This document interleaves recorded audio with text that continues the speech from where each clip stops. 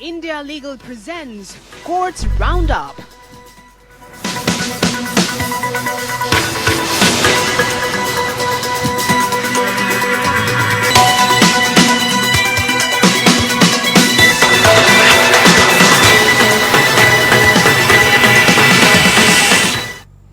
नमस्कार, आप देख रहे हैं हमारी खास पेशकश कोर्ट्स राउंड अप। मैं हूं आपके साथ रेशु त्यागी। इस बुलेटिन में अगले आधे घंटे हम आपको कोर्ट से जुड़ी तमाम छोटी बड़ी खबरों से रूबरू कराएंगे। कोर्ट की कार्यवाही और सुप्रीम कोर्ट से लेकर हाई कोर्ट और लोअर कोर्ट तक के फैसलों को आपके सामने रखेंगे। तो शुरू करते हैं कोर्ट से जुड़ी हुई तमाम खबरें। India Legal presents Courts Roundup.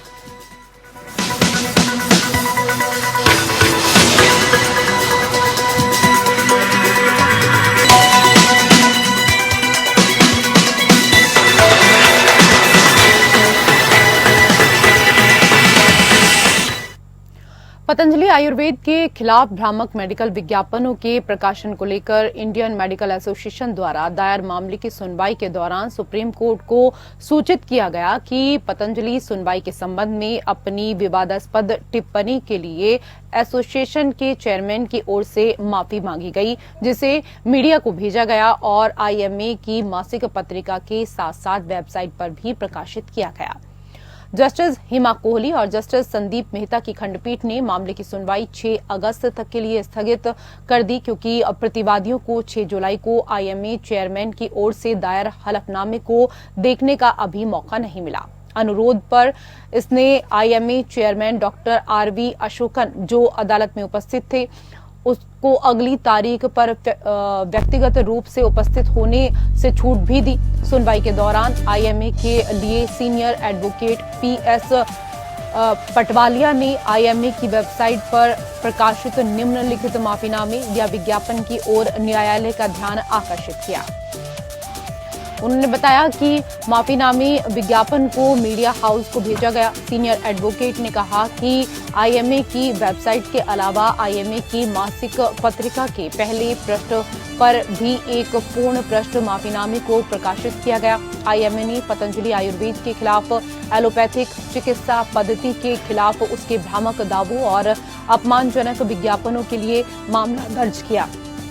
इसके बाद पतंजलि ने अदालत को वचन दिया कि भविष्य में ऐसी कोई बयान नहीं दिया जाएगा। हालांकि भ्रामक विज्ञापन जारी रहे, जिसके कारण अदालत ने पतंजलि, उसके एमडी आचार्य बालकृष्ण और सह संस्थापक बाबा रामदेव के खिलाफ अदालती वचन का उल्लंघन करते हुए भ्रामक चिकित्सा विज्ञापन प्रकाशित करने के लिए अवमानना कार्यवाही शुरू की।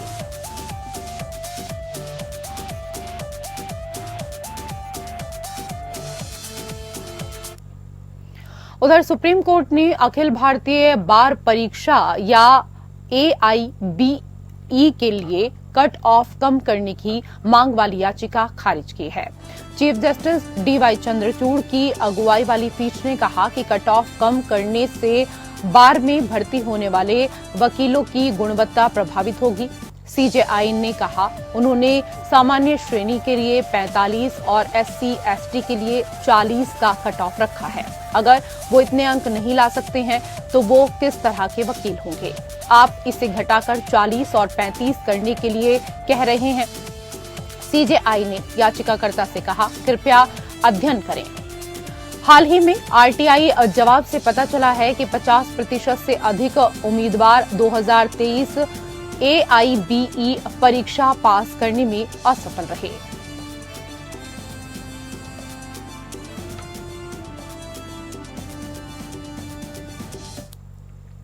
और उधर ओडिशा में ऑस्ट्रेलियाई मिशनरी ग्राहम स्टेन्स और उनके नाबालिग बेटों की हत्या का मामले में उम्र कैद की सजा काट रहे दारा सिंह सुप्रीम कोर्ट पहुंचे। जस्टिस ऋषिकेश रॉय की अध्यक्षता वाली बेंच ने दारा सिंह की याचिका पर उड़ीसा सरकार को नोटिस जारी कर 6 हफ्ते में जवाब दाखिल करने को कहा। दारा सिंह के वकील विष्णु जैन ने कहा कि वो 24 साल से ज्यादा वक्त से जेल में बिता चुके हैं।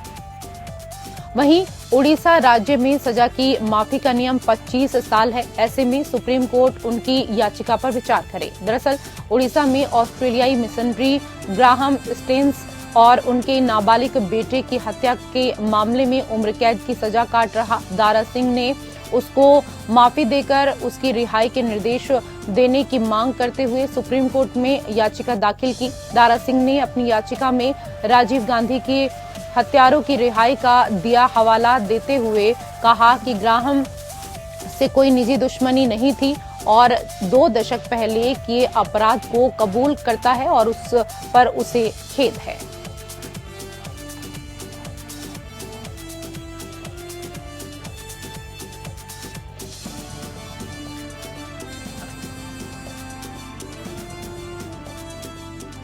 तो आपको बता दें कि उड़ीसा में ऑस्ट्रेलियाई मिशनरी ग्राहम स्टेन्स और उसके नाबालिग बेटों की हत्या के मामले में उम्र कैद की सजा काट रहा दारा सिंह सुप्रीम कोर्ट पहुंचा। जस्टिस ऋषिकेश रॉय की अध्यक्षता वाली बेंच ने दारा सिंह की याचिका पर उड़ीसा सरकार को नोटिस जारी कर 6 हफ्ते में जवाब दाखिल करने के लिए कहा है।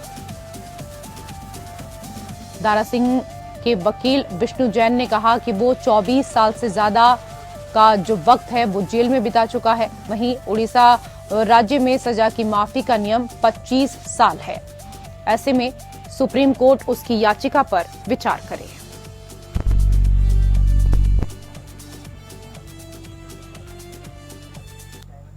उधर सुप्रीम कोर्ट ने केंद्र की आलोचना की और कहा कि दिव्यांग व्यक्तियों के लिए बड़ी संख्या में रिक्त पदों के बावजूद सिविल सेवा परीक्षा पास करने वाले 100% दृष्टिबाधित उम्मीदवार को नियुक्ति के लिए भटकना पड़ रहा है। जस्टिस अभय एस ओका और जस्टिस पंकज मित्तल की खंडपीठ ने कहा कि दिव्यांग व्यक्तियों के अधिनियम या पीडब्ल्यूडी एक्ट को लागू करने में भारत संघ की ओर से घोर चूक हुई है। अदालत ने कहा अपीलकर्ता भारत संघ द्वारा दायर हलफनामे रिकॉर्ड पर दुखद स्थिति को दर्शाते हैं। अपीलकर्ता पीडब्ल्यूडी अधिनियम 1995 के प्रावधानों को लागू करने में विफल रहा। प्रतिवादी नंबर 1 को नियुक्ति पाने के लिए इधर उधर भटकना पड़ा, जबकि विभिन्न पीडब्ल्यूडी श्रेणियों में रिक्तियों का एक बड़ा बैकलॉग है।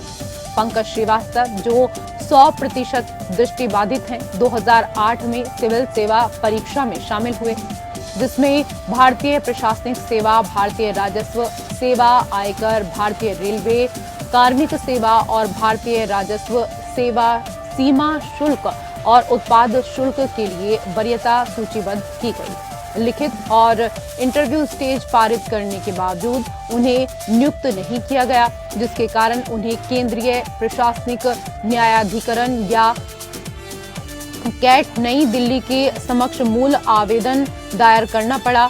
उनका मुख्य तर्क यह था कि पीडब्ल्यूडी अधिनियम के तहत बैकलॉग रिक्तियों को नहीं भरा गया। 8 अक्टूबर 2010 को सीएटी ने संघ लोक सेवा आयोग और कार्मिक एवं प्रशिक्षण विभाग को निर्देश दिया कि वो बैकलॉग रिक्तियों की गणना करें और 6 महीने के भीतर सेवा आवंटन के लिए उन पर विचार करें।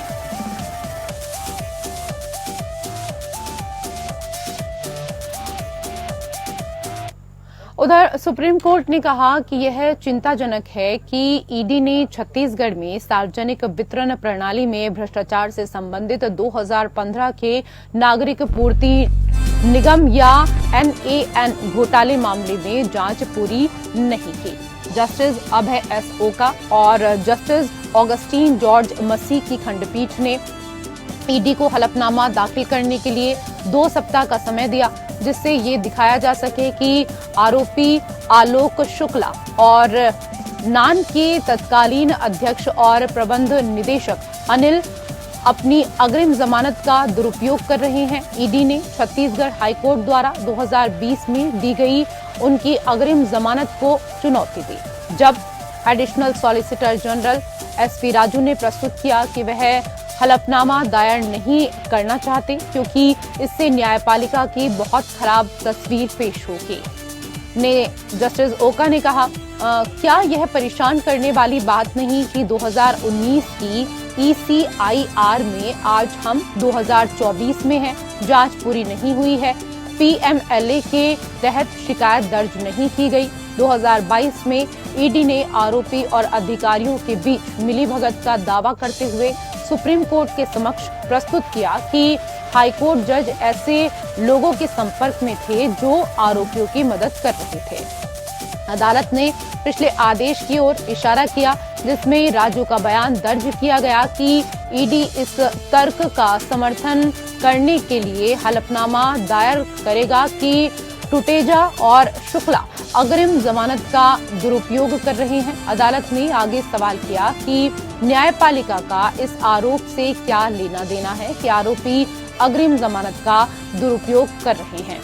एएसजी राजू ने कहा कि वो सीलबंद लिफाफे में सामग्री दाखिल करेंगे। हालांकि आरोपियों के वकील ने सीलबंद लिफाफे पर आपत्ति जताई और सीलबंद लिफाफा दाखिल करने की प्रथा के खिलाफ अदालत के फैसले का हवाला दिया। दिल्ली सरकार ने सुप्रीम कोर्ट से राष्ट्रीय राजधानी क्षेत्र दिल्ली सरकार के नियंत्रण से सेवाओं को हटाने वाले कानून को चुनौती देने वाली अपनी याचिका पर जल्द सुनवाई करने का अनुरोध किया।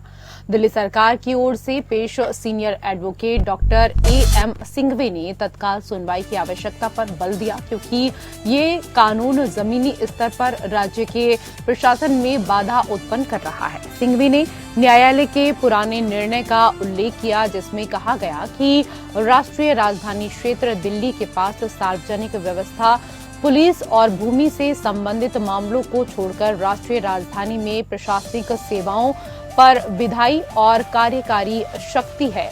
उन्होंने आग्रह किया कि वर्तमान मामले पर निर्णय लेने से समस्याओं को दूर करने में सहायता मिलेगी। आगे ये भी कहा गया एनसीटी का मामला अब 1 साल से ज्यादा समय से लंबित है। माननीय जज जमीनी हकीकत जानते हैं, बहुत सी चीजें हल हो जाएंगी। 2 फैसले हैं, तीसरे फैसले की जरूरत है जिससे कमियों को दूर किया जा सके।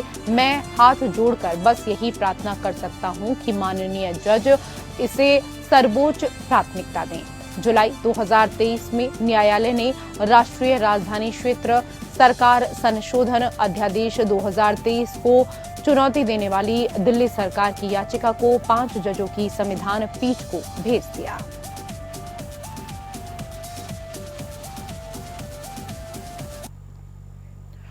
उधर सुप्रीम कोर्ट ने दंड प्रक्रिया संहिता 1973 में जेंडर भेदभावपूर्ण प्रावधान को चुनौती देने वाली याचिका बंद की है, जिसमें इस तथ्य को ध्यान में रखा गया कि इस कानून के स्थान पर भारतीय नागरिक सुरक्षा संहिता या बीएनएसएस ने इस प्रावधान को हटा दिया। याचिका में दंड प्रक्रिया संहिता की धारा 64 को इस आधार पर चुनौती दी गई कि उक्त धारा में परिवार की महिला सदस्यों को समन स्वीकार करने में अक्षम मानकर महिलाओं के साथ भेदभाव किया गया। धारा 64 कहती है कि जहां सम्मान प्राप्त व्यक्ति को उचित परिश्रम के बाद भी नहीं पाया जा सकता, वहां सम्मान की एक प्रति उसके साथ रहने वाले उसके परिवार के किसी वयस्क पुरुष सदस्य के पास छोड़कर उसे भेजा जा सकता है। बीएनएसएस धारा 66 में संबंधित प्रावधान में पुरुष शब्द का उपयोग नहीं किया गया, जिससे कोई भी वयस्क पारिवारिक सदस्य सम्मान प्राप्त कर सकता है। भारत के अटॉर्नी जनरल आर वेंकटरमनी ने chief justice DY Chandrachud, justice JB Pardiwala और जस्टिस मनोज मिश्रा की पीठ को बदले गए प्रावधान के बारे में सूचित किया। पीठ ने याचिका को निष्फल बताते हुए आदेश में कहा, संसद ने बीएनएसएस को अधिनियमित करते समय ऐसे प्रावधान शामिल किए जो शिकायत का निवारण करते हैं। सीजेआई डीवाई चंद्रचूड़ और जस्टिस हिमा कोहली की पीठ ने नवंबर 2022 में याचिका पर नोटिस जारी किया। याचिका के अनुसार 1908 में अधिनियमित सिविल प्रक्रिया संहिता के अनुसार जेंडर की परवाह किए बिना प्रतिवादी के परिवार के किसी भी वयस्क सदस्य को समन तामील किया जाना आवश्यक था।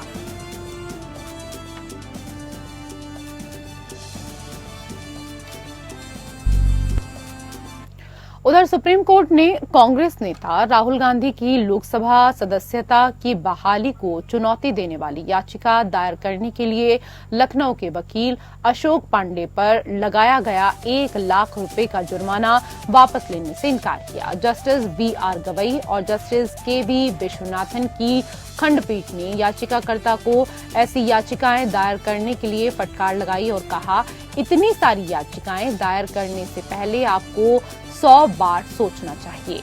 मोदी चोर टिप्पणी को लेकर आपराधिक मानहानि मामले में दोषी ठहराए जाने के बाद गांधी की सदस्यता निलंबित कर दी गई थी। हालांकि पिछले साल अगस्त में सुप्रीम कोर्ट द्वारा उनकी सजा पर रोक लगाने के बाद इसे बहाल कर दिया गया था।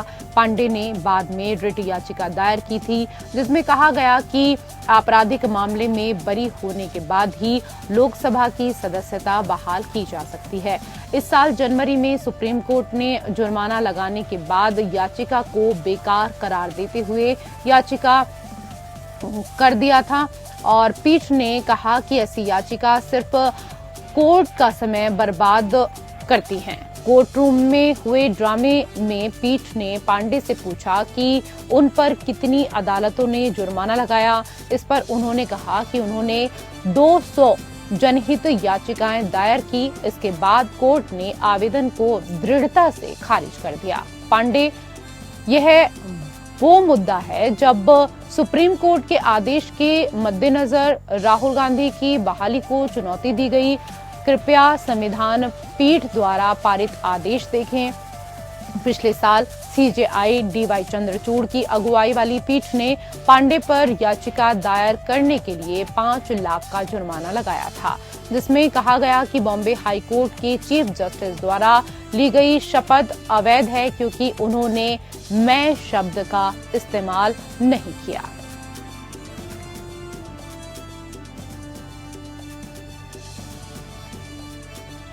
उधर दिल्ली एक्साइज पॉलिसी से संबंधित मनी लॉन्ड्रिंग मामले में राउज एवेन्यू कोर्ट ने सीएम अरविंद केजरीवाल और आम आदमी पार्टी के खिलाफ दायर ईडी चार्जशीट पर संज्ञान लिया है। अदालत ने मुख्यमंत्री केजरीवाल के खिलाफ प्रोटेक्शन वारंट जारी किया है। कोर्ट ने 12 जुलाई को सभी आरोपियों को कोर्ट में पेश होने का आदेश दिया है। स्पेशल जज कावेरी बावेजा ने अरविंद केजरीवाल और आम आदमी पार्टी के लिए प्रोटेक्शन वारंट जारी किया है। इस चार्जशीट में ईडी ने आम आदमी पार्टी को भी आरोपी बनाया है। ईडी की ओर से आम आदमी पार्टी को आरोपी बनाए जाने पर आपने प्रतिक्रिया दी।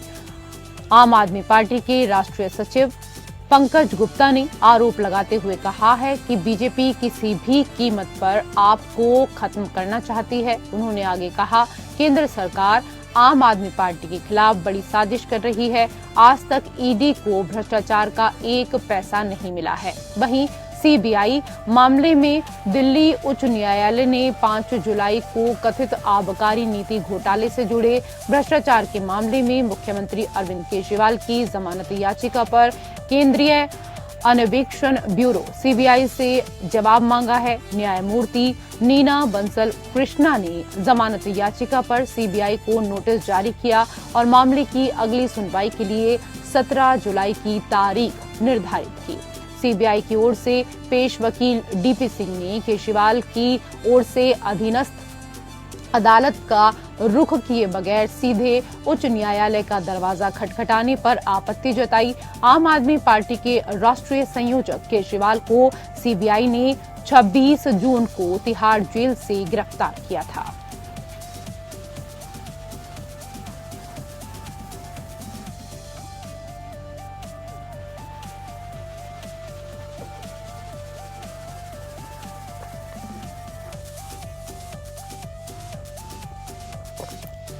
दिल्ली शराब घोटाला मामला, जहां केजरीवाल को प्रोटेक्शन वारंट जारी किया गया है। आपको बता दें कि 12 जुलाई को सभी आरोपियों को अब कोर्ट में पेश होने का आदेश दिया गया है।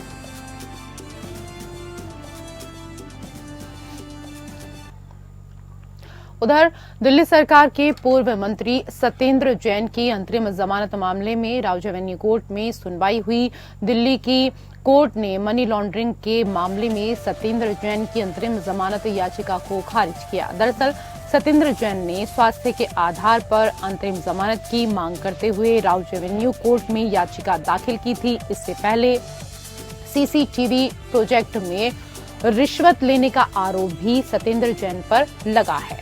उपराज्यपाल ने मामले में जांच के आदेश दिए हैं। भ्रष्टाचार निवारण अधिनियम के तहत जांच को मंजूरी दी गई है।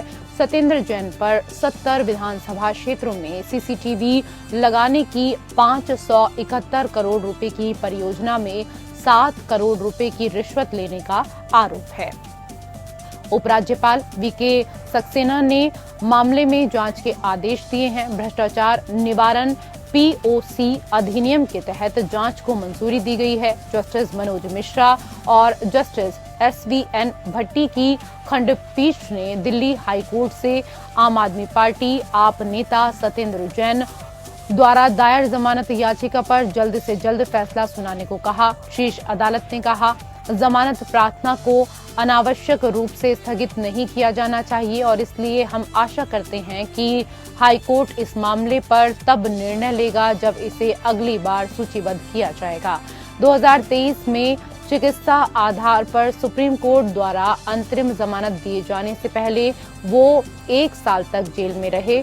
अपनी अंतरिम जमानत की अवधि समाप्त होने के बाद वो जेल से वापस आ गए और सुप्रीम कोर्ट ने नियमित जमानत याचिका खारिज कर दी। साथ ही उन्हें तुरंत जेल अधिकारियों के समक्ष आत्मसमर्पण करने का आदेश दिया। इससे पहले दिल्ली की एक ट्रायल कोर्ट और दिल्ली हाई कोर्ट ने उनकी नियमित जमानत याचिका खारिज कर दी थी।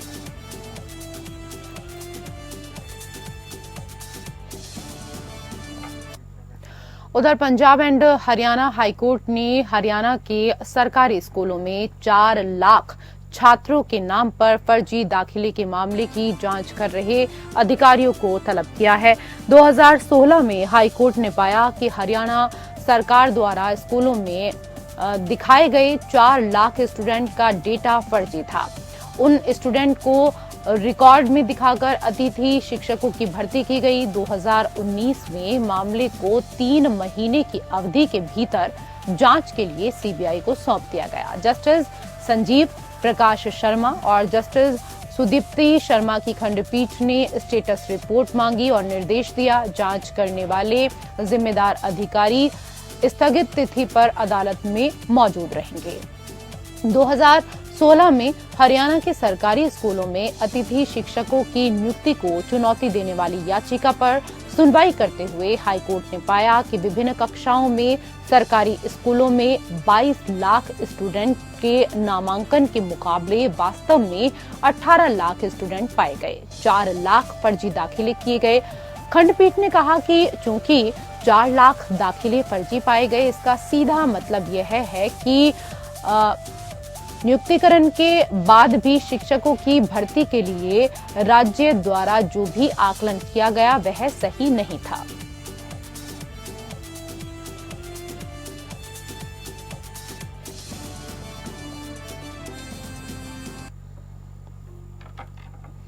और उधर सुप्रीम कोर्ट ने हाल ही में उन परिस्थितियों पर प्रकाश डाला जिनके तहत आजीवन कारावास की सजा काट रहे दोषी को सजा निलंबित की जा सकती है। ऐसे में इंडिया लीगल के वेब रिपोर्टर से समझते हैं कि मृत्युदंड देने से पहले पीठ को किन कारकों पर विचार करना चाहिए।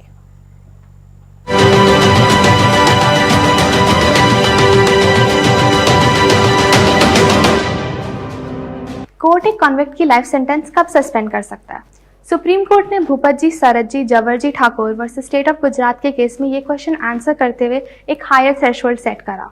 सुप्रीम कोर्ट ने होल्ड किया कि सस्पेंशन का बेनिफिट एक लाइफ कन्विक्ट को सिर्फ तभी ग्रांट हो सकता है जब एक प्राइमा फेशी प्रूफ हो कि ये कन्विक्शन अनसस्टेनेबल है और उसकी कन्विक्शन के अगेंस्ट अपील सक्सीड होने के काफ़ी चांसेस हैं।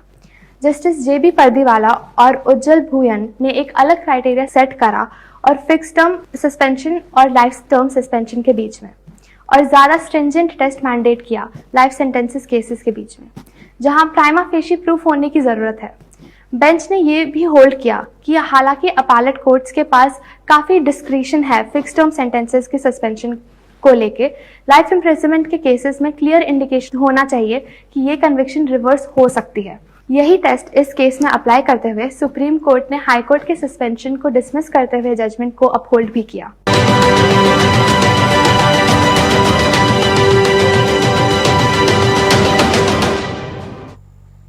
और इसी के साथ कोर्ट से जुड़ी हुई खबरों में मेरे साथ फिलहाल इतना ही। नमस्कार।